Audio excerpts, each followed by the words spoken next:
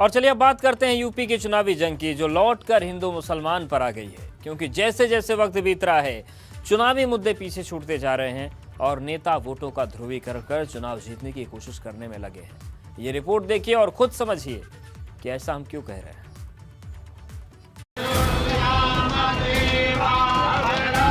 धर्म परिवर्तन की यहाँ पर कोई बात नहीं है। जब मुझको इस्लाम से निकाल ही दिया गया तो अब ये मेरी मर्जी है कि मैं किस धर्म को स्वीकार करूं।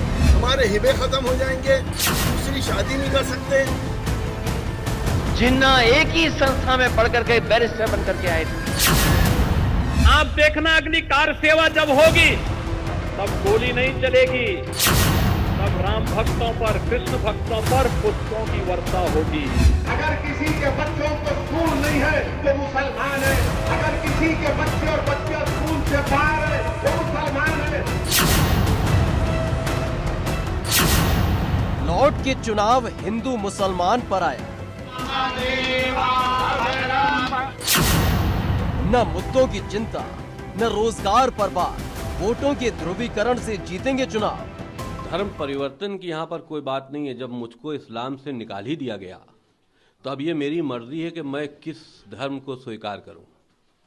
सनातन धर्म दुनिया का सबसे पहला मजहब है। अगर कॉमन सिविल कोड आता है तो मुस्लिम पर्सनल लॉज खत्म हो जाएंगे। हम अपनी औलाद को विरासत में जो तरका देते हैं, पूरी दुनिया का वाहिद मजहब इस्लाम है जिसने औरतों को, हमारे हिबे खत्म हो जाएंगे, दूसरी शादी नहीं कर सकते। सनातन धर्म के शत्रुओं का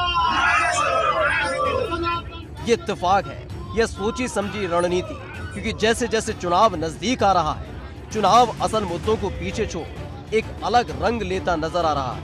क्योंकि वसीम रिजवी का इस्लाम छोड़ हिंदू बन जाना, सपा सांसद एसटी हसन का दूसरी शादी का डर दिखाना कि क्या यूपी चुनाव लौटकर हिंदू मुसलमान पर आ गया है, की बात सिर्फ वसीम रिजवी के हिंदू बनने की नहीं है। हर किसी को हक है कि वो जो चाहे धर्म अपनाए।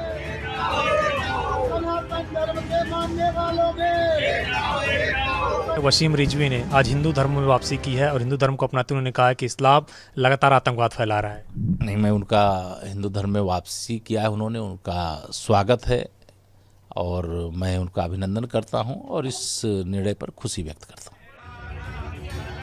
लेकिन अगर कोई शख्स किसी एक पार्टी का गुणगान करे और चुनाव से पहले कोई कदम उठाए तो सवाल उठना लाजमी है।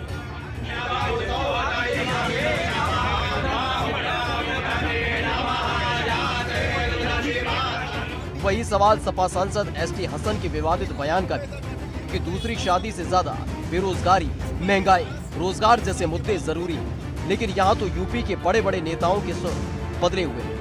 सरदार पटेल जी, राष्ट्रपिता महात्मा गांधी, जवाहरलाल नेहरू, जिन्ना एक ही संस्था में पढ़ करके बैरिस्टर बन करके आए थे। तो भारतीय जनता पार्टी जिस तरह मुख्तार अंसारी को मऊ जितवाती है, उसी तरह जिन्ना को देश का प्रधानमंत्री क्यों नहीं आरएसएस के लोगों ने बनवा दिया? विवाद नहीं रह जाता है आज। ये मोदी वैक्सीन आपने भी लगाया है ना, ये भाजपा का वैक्सीन भी आपने लगाया है ना, तो उनसे भी पूछो कि अब्बा जान भी लगा चुके हैं, अब तो लगा ही लो। अगर किसी के बच्चों को स्कूल नहीं है तो मुसलमान है, अगर किसी के बच्चे और बच्चे स्कूल से बाहर है तो मुसलमान है, अगर किसी के नौजवान बच्चे ग्रेजुएट कम है तो मुसलमान है। जब केशव प्रसाद मौर्य ने अयोध्या झांकी है, काशी मथुरा बाकी है वाली बात कही है, तब से मथुरा की तस्वीर बदली हुई। जालीदार गोली टोपी लगाए हुए, राइफल, रिवाल्वर, बंदूक लिए हुए व्यापारियों को डराने और धमकाने का काम कौन करता था? आप देखना अगली कार सेवा जब होगी तब गोली नहीं चलेगी, तब राम भक्तों पर, कृष्ण भक्तों पर पुष्पों की वर्षा होगी। अब बड़ा सवाल है कि क्या हिंदू मुसलमान पर ही यूपी का चुनाव होगा?